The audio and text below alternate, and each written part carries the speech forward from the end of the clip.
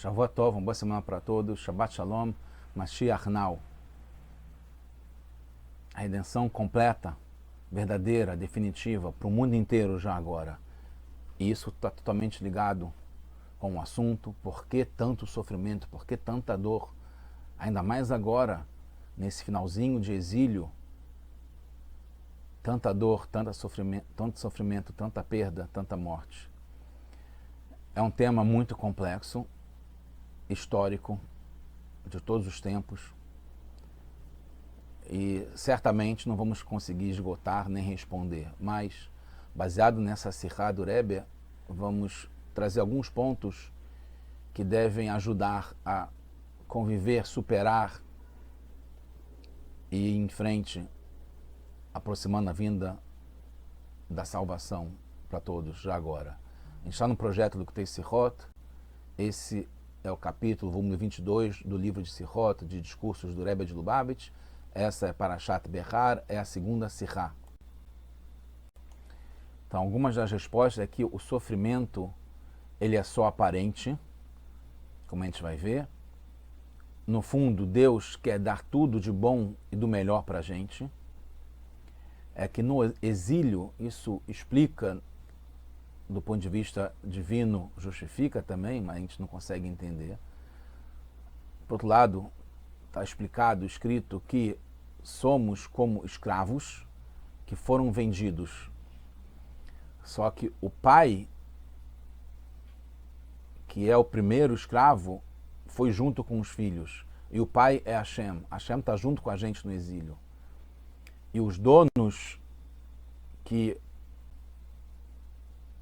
são os anfitriões, ou que são aqueles que compraram os escravos, e nisso Hashem se incluiu, devem dar o nosso sustento. Vamos ver como é que isso se explica. Assim foi definido por Deus. Então isso, de algum modo, é o principal da mensagem para a gente lidar com esse assunto tão complexo, tão difícil e tão sofrido. A gente está na Parashat Behar, como falado, o capítulo é 25 do livro Vaikra, terceiro livro da Torá, e no verso 41 fala Vaitse mi'imar hu uvanav, quando ele vai sair de você, ele e os seus filhos juntos, imó. Veshava nispartó, ve'ala chuzat avotav yashuv. E aí ele vai voltar para a sua família e para a propriedade dos seus ancestrais, né? Dos seus patriarcas. Urashi grifa as palavras Hu uvanav imó, ele e seus filhos juntos. Está falando sobre a libertação do escravo, né, que se vendeu para um dono, um patrão, e ele vai ser libertado junto com seus filhos. Está escrito ele e seus filhos junto. Urashi fala, Amar Rabi Shimon, traz o nome do Tana, do sábio da Mishnah, que falou isso, né, no Talmud em Kiddushin, Rabi Shimon Bar Yochai, está ligado com Lag BaOmer também, proximamente, fala assim, Imhu Nimkar, se ele foi vendido, Banav Mimecharan, quem vendeu os seus filhos? Surge a dúvida, a questão do Rabi Shimon na Gemara, o Urashi traz aqui, aí traz, até agora o Urashi não explicou, só trouxe uma fonte que discute esse assunto. Quem é esse Hu Banav Imó? Elamikan, então daqui a gente aprende que Rabó Hayav Bemzinot Banav, que o patrão, o dono, né, aquele que assumiu os escravos, ele deve dar sustento dele, na verdade, dar sustento dos filhos, né, não dele, dos filhos. E aí o Rebbe traz a seguinte questão, né? Primeiro, a dúvida que o Urashi apontou é que fala no Pasuk Hu Uvanav, Imó, junto com ele. Urashi repete, grifa essas palavras que ele vai explicar ele e seus filhos. Então, o Rebbe pergunta por que o Rashi traz do Rabi Shimon Hu Imhu Nimkar, que se ele foi vendido, o que importa? Quer explicar sobre os filhos que estão juntos. Por que está querendo voltar no assunto, no passado, que ele foi vendido? Então, essa é uma primeira questão. A gente, como falado, o Rashi traz do Kiddushin, na página Raf Beit Aleph, né, na página 22. Amar Rabi Shimon, então, é exatamente a linguagem que o Rashi traz. Falou Rabi Shimon, Imhu Nimkar, Isto Minimkerah. Só que o Rabi Shimon lá fala diferente, fala a sua esposa, quem a vendeu, né? Como ela foi vendida. Uma outra questão que o Rebbe traz, que não é comum o Rashi citar os sábios, ainda mais a linguagem exata, porque o foco do Rashi é explicar o sentido literal.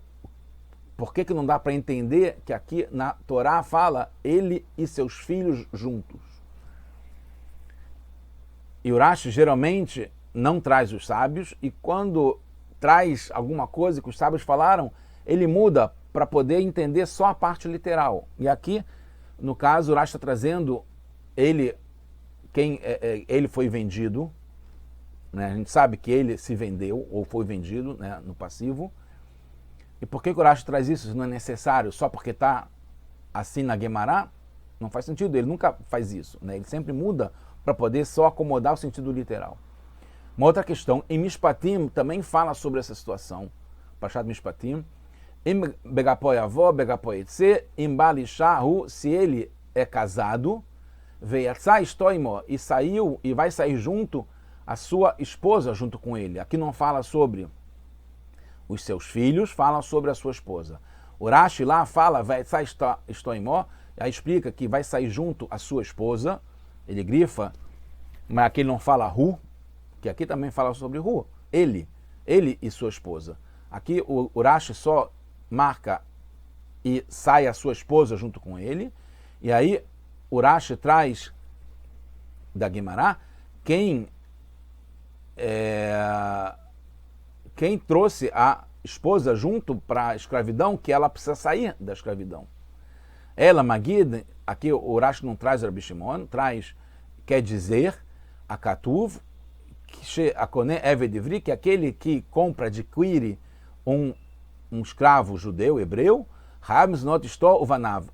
tem a obrigação de dar o sustento para a sua esposa, junto com os seus filhos. Aqui muda, fala da esposa também junto com os filhos, mas também traz a necessidade do dono, que ele também se torna responsável pelo sustento da esposa e dos filhos quando ele adquire um escravo hebreu. Então, o Rashi não acrescenta que ele se vendeu aqui em Mishpatim, como acrescentou do Rabi Shimon na nossa Parashá em Behar. E aqui também é baseado no que falou o Rabi Shimon em Kiddushin, como a gente acabou de falar, mas o Rashi traz a versão do Mechilta, que é um Midrash de Halachá que fala sobre esse pasuk em Mishpatim. Não traz o Rabi Shimon de Kiddushin. E também não menciona o Rabi Shimon, porque traz o Mechilta. O Rashi também poderia ter omitido em Behar, que é o Rabi Shimon. E também tem a pergunta de quem vendeu os filhos, que ele poderia ter omitido. Porque em Behar, como a gente falou, ele fala Banav Mimecharan, os filhos, quem os vendeu. Ele poderia começar e falar só sobre isso. Mikan, Sheraboch Benzot Banav. Só explicar quando tem na Torá fala ele e os seus filhos juntos, junto com o pai, né, que a gente não sabe de onde que vieram os filhos. E aí poder explicar simplesmente, daqui a gente aprende que o patrão que adquire o escravo hebreu também deve ser responsável pelo sustento dos filhos. E não precisaria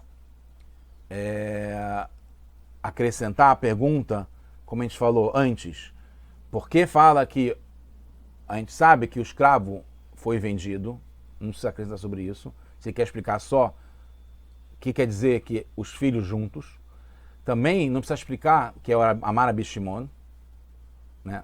Que ele não precisa trazer isso da Gemara em Kiddushin, quem é que falou. E também precisa perguntar quem vendeu os filhos. Só falar. Aqui se aprende que o patrão que adquire deve também ser responsável pelo sustento dos filhos. Em princípio, uma explicação é que tem diferença na linguagem dos dois versos. Nossa Parashá fala Hu Banavimó, ele e seu filho junto. E em Mishpatim fala ele e a sua esposa junto, sem mencionar o pai. Devemos admitir que tem uma diferença de conteúdo entre a Parashá em Mishpatim e a Parashá em Behar, mas isso não explica totalmente por que essa mudança de linguagem, por que usar o Rabi Shimon, não falar o Mechilta, porque lá traz o Mechilta e não fala com o Rabi Shimon, porque falar que ele foi vendido e quem vendeu os filhos, etc, etc. Além disso, em Mishpatim, Urash acrescenta o filho, né, Istó Uvanav, embora no verso não fala sobre ele, fala só sobre Hu Veistó Imó, e ele e a sua esposa. Trazendo explicação do Mechilta e também sem mencionar o autor do Mechilta, que é o Rabi Yitzhak, como ele fala aqui, que é o Rabi Shimon em Kiddushim na Parashat Behar. Então o Rashi também deveria ter mencionado a esposa na nossa Parashá. Se naquela que fala em Mishpatim só sobre a esposa, ele acrescenta que também deve o sustento à esposa, aos filhos, quer dizer, aqui que fala só sobre o filho, deveria também, por reciprocidade, por isonomia, falar também deve dar o sustento para a esposa, embora não tenha mencionado a esposa, como não mencionou os filhos na outra e fala sobre a esposa e os filhos. Então isso cria mais uma questão que não dá para ainda, né, entender, porque o Rashi faz tudo isso e a profundidade do que ele fala, a gente vai ver que isso tem ligado com o sofrimento que a gente tem como escravo, que está ligado a estar no exílio. E aqui em Behar, como eu falei, o Rashi fala que aprende justamente sobre isso aqui, e não de parashot anteriores. Embora já teve isso em Mishpatim lá, ele fala que aprende lá que o dono é responsável pelo sustento da esposa e dos filhos.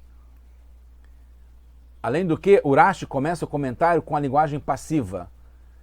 Imhu nimkar, como traz no Rabi Shimon e Kiddushin, se ele foi vendido, não ele se vendeu. E termina com a linguagem ativa, mimecharan, quem vendeu os filhos. Como é que dá para entender essa diferença? Na Gemara, inclusive, os dois estão na linguagem passiva. Eles, nimkarim, os filhos são vendidos. O pai, né, se vendeu, que ele é o escravo principal, que foi vendido, foi vendido na linguagem passiva. E os filhos, como que eles foram vendidos? Aqui fala, o pai foi vendido e os filhos, quem os vendeu na forma ativa. Outra coisa é que pela lei o pai não pode vender o filho como escravo. Então se entende também porque, na verdade, alguém vendeu os filhos, porque o pai não pode ter vendido. A gente vê isso nessa parashá, antes, no versículo 7, que fala Vehi imkor ish et bitó, quando for vendida a filha junto. Mas poderia se entender, então, porque a filha pode ser vendida, mas não um filho. Mas aqui, no versículo 7, fala sobre a serva judia, a maivriá, e não sobre o servo judeu. Mas poderia ser também sobre a venda do filho lá, né? Então a questão é quem os vendeu, e não se ele também pode ser vendido. Por isso que tem a pergunta, quem vendeu? Não como que ele pode ser vendido, já que é falado só sobre a venda da filha e não do filho. Então a questão do Rashi, a gente vai chegar já na explicação, a questão do Rashi é que no verso fala sobre o pai, Hu Uvanavimó, está grifando que é ele, é o pai, junto com o filho. Poderia se pensar que quando fala antes sobre o empobrecimento do pai, que então o pai se vende porque ele ficou pobre, fala só sobre ele, sobre o pai. Como está escrito, né, no versículo anterior, Vehi amur achicha, quando ficar pobre, ele ficar fraco, né, sem poder sustentar o seu irmão, Imar, junto com você, Venimka lecha, e ele vai se vender, ou vai ser vendido para você. Lot avod wo avodat aved. Você não deve dar um trabalho de escravo, de verdade, né? Está até explicado que quem adquire para si um escravo, adquire como se fosse um patrão sobre si mesmo, porque ele, né, se tem 2 travesseiros, só um melhor e outro pior, ele deve ficar com o melhor. Se tem só um travesseiro, é ele que tem que ficar, o escravo, assim por diante. Por isso é que o Rashi aqui pergunta sobre os filhos, quem os vendeu? Porque lá, quando fala sobre ele se vender, fala só sobre o pai se vender. A outra questão, que em Mishpatim não fala sobre o marido, só sobre a esposa. Então Rashi não precisa trazer as palavras do Rabi Shimon lá em Mechilta, porque fala sobre a venda dele.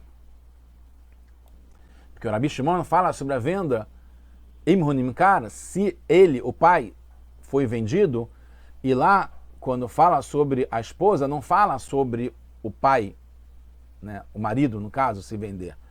Então, como pai, inclusive, né, porque não fala sobre os filhos, fala só sobre o marido. Então, por isso que o Rashi não traz explicação do Rabi Shimon lá, traz só o Merita, porque o Merita não menciona sobre o pai, no caso, com os filhos. O Rashi, então, explica aqui que não se refere à saída para a liberdade. Por isso que não está falando sobre ele sair, como falou lá em Mishpatim, que ele sai, o marido, junto com a esposa. Porque aqui não está falando sobre a liberdade de sair, mas sim sobre a necessidade do patrão, aquele que adquire o escravo judeu, né, o pai, que ele também deve sustentar os filhos. Não falando sobre a esposa, porque aqui não fala sobre a esposa. Mas sim, então, fala sobre o sustento, que o dono tem como obrigação. E os filhos entram junto no pacote. Em Mishpatim é sobre quem o Beit Din vendeu por problemas de roubo.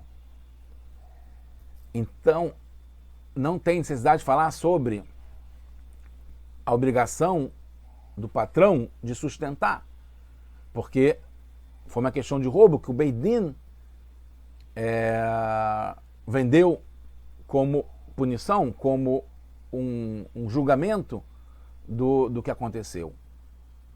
Que se ele não tem condições de pagar, então ele roubou, ele tem que se vender como escravo. Aqui é como ele se empobreceu, então ele não tem como se sustentar, não tem como sustentar também o filho.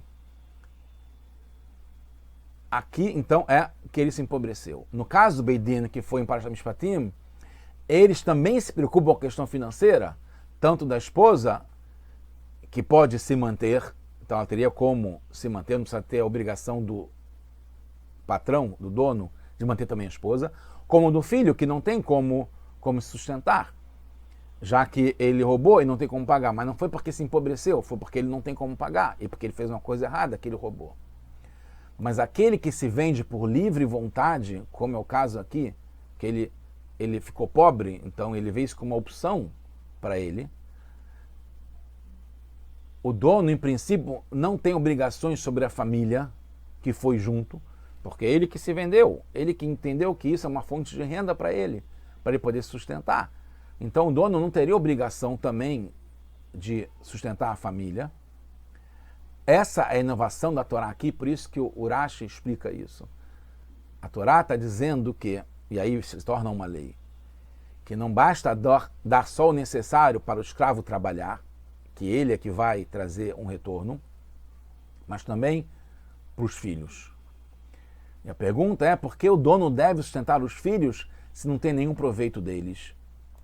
E aí vem o que interessa para a gente na aplicação, na prática, como a gente lidar com essa situação. Porque a gente também está nessa situação, como o Rebbe explica aqui. Nós somos como os filhos do pai que se vendeu como escravo, que está ligado com o exílio. Nós somos, hoje, escravos ainda, enquanto não chega Mashiach, enquanto não se revela, junto com a redenção, em que a gente vai sair do exílio. A gente hoje está numa situação de receber o sustento de outros, e que aqui a Torá inova dizendo que sim, é obrigação dos povos e dos outros darem sustento para a gente, porque é assim que Deus definiu como lei na Torá. Enquanto a gente foi junto para o exílio, junto com o pai, que escolheu se vender como escravo no exílio. Hashem escolheu vir junto com a gente no exílio. Né? A gente não precisaria estar no exílio como a gente, antes de descer para esse mundo, não estava no exílio. Deveria ser como outros povos da cidade, por isso que a Torá inova aqui, que não. E Urashi responde tudo isso ao mencionar o Rabi Shimon Bar Yochai. Por isso que o Urashi traz o Rabi Shimon Bar Yochai, porque o Rabi Shimon fala em outro lugar que quando a pessoa deixa um herdeiro, dá muita alegria para Hashem. O que é esse herdeiro que ele deixa para Hashem? Que ele deixa a pessoa? O herdeiro é que sabe Torá como ele, que ele vai seguir o caminho dele, né, do pai, cumprindo e seguindo a Torá. E aí a responsabilidade é do dono e não do pai. Por isso que, no caso, Hashem faz com que o dono, aquele que está nos escravizando nesse exílio, né, que vem do ministro dos outros povos, que eles deem o sustento para a gente receber o sustento não no caso do pai pobre, na situação real, né, não de Hashem no exílio com a gente, que ele não tem condições de dar sustento porque ele não tem Torá. E no caso da realidade que está tratando aqui a Torá, quem adquire é um patrão judeu que ele sim tem condições, tem posse e pode estudar a Torá e tem condições de dar sustento de alguém que estuda a Torá, vindo de alguém que estuda a Torá. O pai é como o filho, uma existência só, isso é muito bonito. Nós com Hashem somos como filhos e Hashem é o pai. É a união entre o filho e o pai e os patriarcas, que Urashi menciona que ele volta até a propriedade dos patriarcas, dos ancestrais. A venda como escravo é equivalente ao exílio, assim como Hashem também está conosco, é trazido, o Rebbe traz de Megillah, na página 29, Aleph, Rabi Shimon justamente, Bar Yochai, fala, Borei, Kama, Havivin Israel, Lifnei HaKadosh Baruch Hu, como a gente é querido na frente, diante de Hashem, Bechol Makom, Shegalu, todos os lugares que a gente foi exilado, Shekhinah e Mahem, Hashem veio com essa presença no mundo junto com a gente. E também tem, Urashi traz, o Rebbe traz de Parashá, Urashi também traz de Dvarim, Lamed, que é Parashat Nitzavim, Urashi fala, Hashirna Sheruya im Israel be Tzarat Galutam. Hashem está junto com a gente nas dores, no sofrimento do exílio. Hashem se vendeu junto com a gente. Na verdade, ele se vendeu e a gente foi junto. Hashem, aí é a questão, concluindo, Hashem pode se vender por exílio, porque ele pode tudo.